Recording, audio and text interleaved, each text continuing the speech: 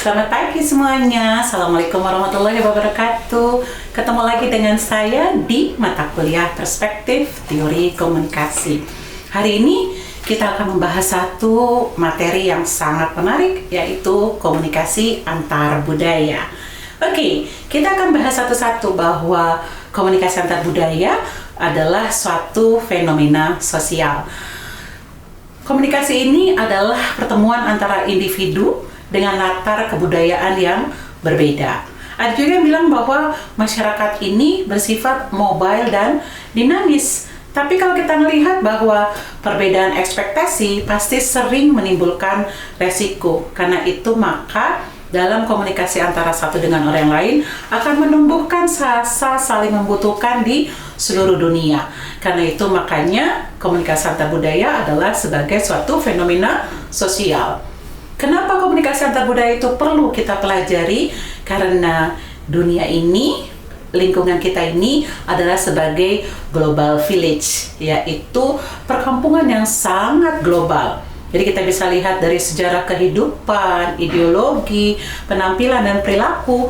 Menurut Samopar bahwa setiap orang memiliki budaya, karakter, ciri khas sendiri-sendiri. Karena itu seluruh masyarakat dunia ini bergabung dalam global village. Dan akhirnya dunia sedang menyusut karena globalisasi dan kapasitas untuk memahami keanekaragaman budaya sangat diperlukan. Karena di dunia ini, di global village itu memiliki ribuan budaya. Karena itu makanya perlu komunikasi antar budaya. Jadi yang pertama, harus adanya kesadaran internasional. Kenapa? Karena teknologi kita sudah digital, mobilitas kita sudah meningkat, tidak ada lagi ruang dan waktu. Karena itu secara internasional harus sadar tentang hal ini.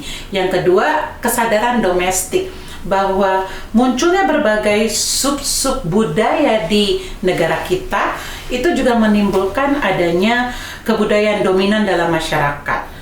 Ada kesadaran pribadi bahwa keadaan dunia memaksa kita untuk menjadi seorang yang secara sosial maupun psikologis merupakan produk dari pertemuan dan percampuran macam-macam budaya. Oke, itulah makanya kita memerlukan mengkaji komunikasi antar budaya. Sekarang kita tahu apa sih pengertian komunikasi antar budaya.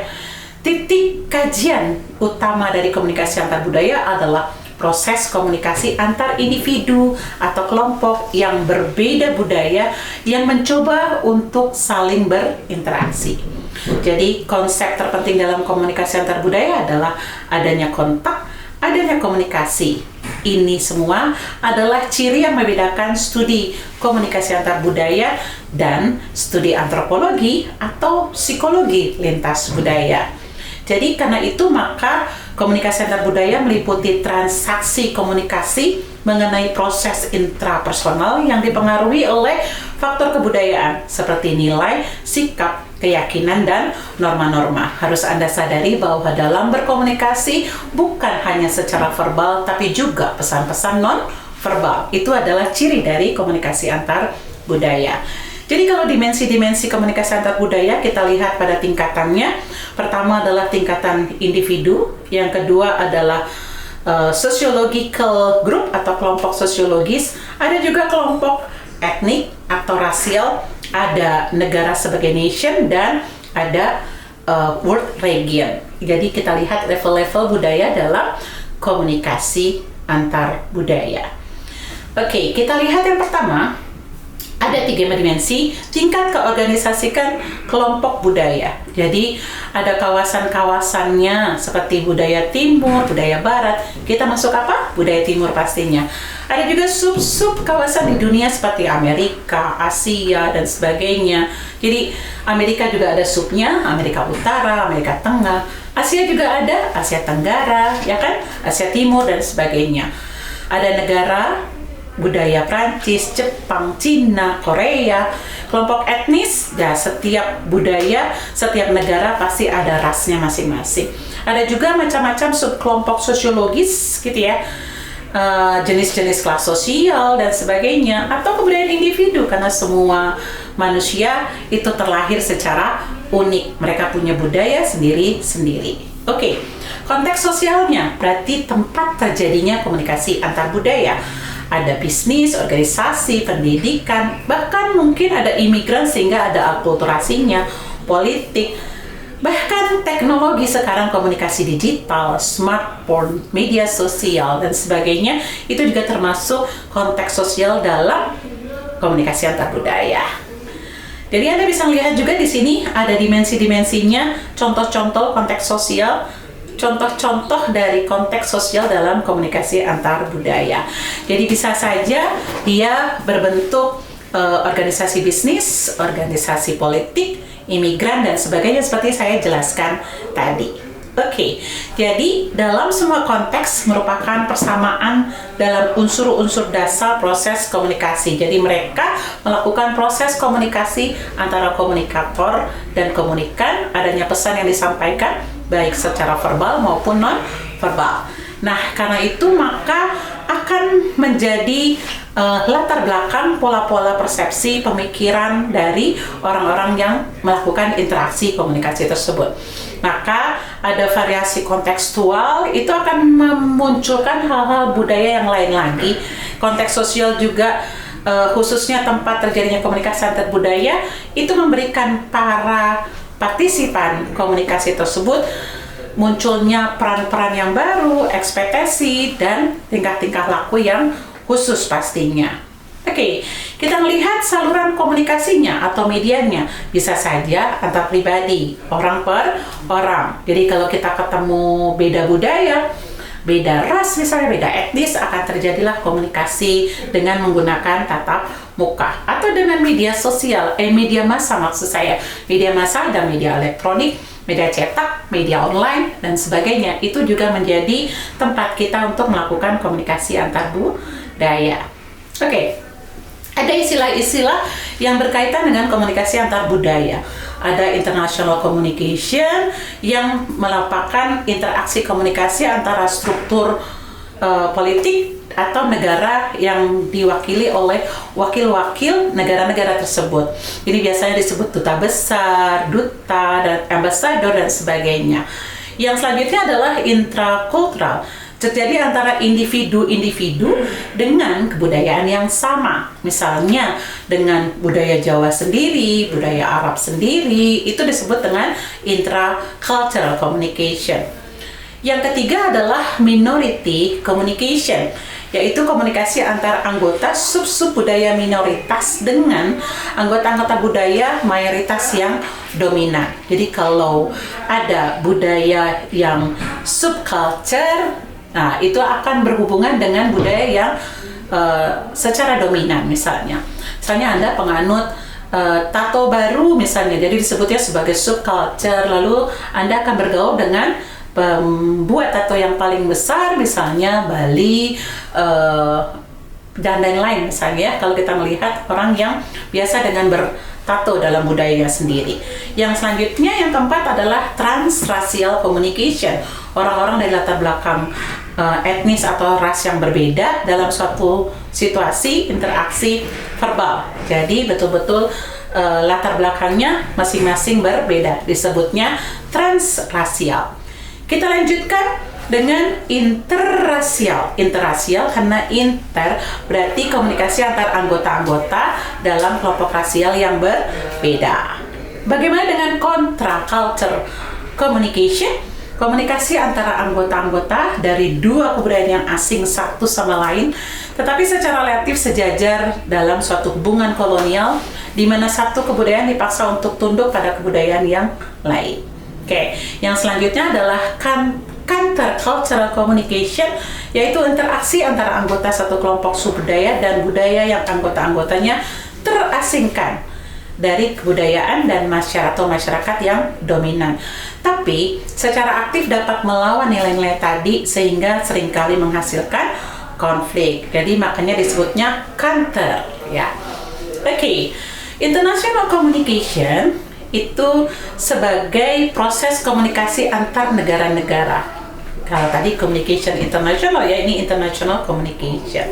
Nah, yang selanjutnya membagi perbedaan antar budaya khususnya yang bisa dimasukkan dalam pengertian komunikasi subbudaya. Jadi kita membahasnya bukan hanya komunikasi antar budaya secara umum, tapi juga subcultural communication.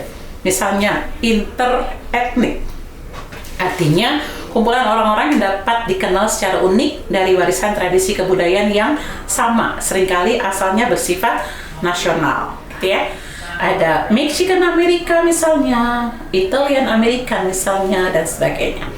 Interrasial komunikasi dengan latar belakang ras yang berbeda. Ras diartikan sebagai ciri penampilan fisik yang diturunkan dan diwariskan secara genetik. Jadi interrasial misalnya antara Indian dan sebagainya, gitu ya, yang ada di Amerika dan sebagainya. Countercultural communication melibatkan orang-orang dari budaya pokok yang berkomunikasi dengan orang-orang dari sub budaya yang terdapat dalam budaya pokok tadi. Jadi kita bicara terhadap subcultural. Social class communication, perbedaan antara orang-orang berdasarkan status yang ditentukan oleh pendapatan, pekerjaan, pendidikan. Perbedaan ini menciptakan kelas-kelas sosial dalam masyarakat. Jadi kalau ada kelas A, B, C, D, E misalnya gitu ya, itu tergantung dari status sosial dan ekonominya. Oke. Yang selanjutnya adalah group membership. Ini adalah unit-unit subbudaya yang cukup menonjol berdasarkan homogenitas dalam karakter, ideologi, dan loyalitas kelompoknya. Baik, selanjutnya kita akan bahas teori-teori yang ada dalam komunikasi antar budaya. Yang pertama, Gudikun's Anxiety atau Uncertainty Management Theory. Pertemuan antar budaya itu bercirikan oleh tataran ketidakpastian dan kecemasan yang tinggi, khususnya ketika macam-macam budaya itu sangat tinggi. Jadi perbedaan antar budaya itu sangat tinggi, membuat kita cemas atau banyak ketidakpastian tentang budaya tersebut. Karena itu, Gudikunz menawarkan komunikasi yang efektif dimungkinkan melalui kemampuan kita secara sadar mengelola kecemasan dan mengurangi ketidakpastian tentang diri kita sendiri dan orang lain. Oke, yang kedua adalah Ting Tomei Face Negotiation Theory. Teori ini menyebutkan bahwa para anggota dari budaya kolektivitas dan konteks tinggi memberikan penekanan pada mutual face, jadi muka yang umum dan inklusi yang mengarahkan mereka untuk mengelola konflik dengan orang lain melalui penghindaran, bersedia membantu, atau melakukan kompromi. Karena menekankan pada selfless dan otonomi, maka orang dari budaya individualistik dan konteks rendah mengelola konflik dengan menjalankan dominasi atau melalui pemecahan masalah. Itu teori yang kedua. Teori yang ketiga yaitu Philipson's Speech Codes Theory. Jadi melalui etnografi komunikasi, kita mengetahui bahwa semua budaya memiliki kode-kode ujaran yang berbeda yang mencakup diri masyarakat dan tindakan strategisnya. Jadi makna dari kode-kode ujaran ditentukan oleh speakersnya dan listenernya, komunikator dan komunikannya, dan disusun dalam ujaran itu sendiri. Jadi penggunaan kode yang artful dapat menjelaskan, memprediksi, dan mengontrol pembicara tentang pembicaraan atau topiknya. Jadi ini hampir mirip dengan semiotika ya, tapi dia menekankan kode-kode antar budaya yang digunakan. Yang terakhir adalah Tennant's Gender Fact Style. Percakapan laki-laki dengan perempuan merupakan salah satu komunikasi antar budaya juga, karena berbeda jenis kelamin maka disebut jenis berbeda antar budaya. Gaya maskulin dan feminin dari wacana yang lebih dipahami sebagai dua dialektika kultural yang berbeda daripada sebagai pembicara inferior atau superior. Jadi perbedaan jenis kelamin laki dan perempuan bukan melihat antara inferior dan superior, tapi memang berbeda budaya, berbeda cara bicara dan sebagainya. Pembicaraan laki-laki memfokuskan pada status, independensi, sedangkan kalau perempuan, pembicaraan itu berusaha mencari koneksi antar manusia. Itu perbedaannya, budaya antara laki-laki dan perempuan. Ternyata masih ada satu lagi, teman-teman, terakhir, yaitu Kramarai-Mute Group Theory. Bahasa yang dibuat laki-laki membantu dalam mendefinisikan mendepresiasi dan meniadakan perempuan. Ya, jadi ini baru terlihat ada inferior superior ya. Perempuan tidak terartikulasikan dalam publik karena kata-kata dan norma-norma untuk penggunaan mereka direncanakan oleh laki-laki. Bila perempuan berhenti untuk diam, maka laki-laki itu akan berhenti untuk mendominasi perempuan tadi. Seperti itu teori-teori yang ada di dalam komunikasi antar pribadi. Anda bisa lebih mendalaminya dengan baca modul dan daftar pustaka. Buku-buku itu ada di daftar pustaka. Sampai di sini pertemuan kita. Terima kasih banyak. Assalamualaikum warahmatullahi wabarakatuh.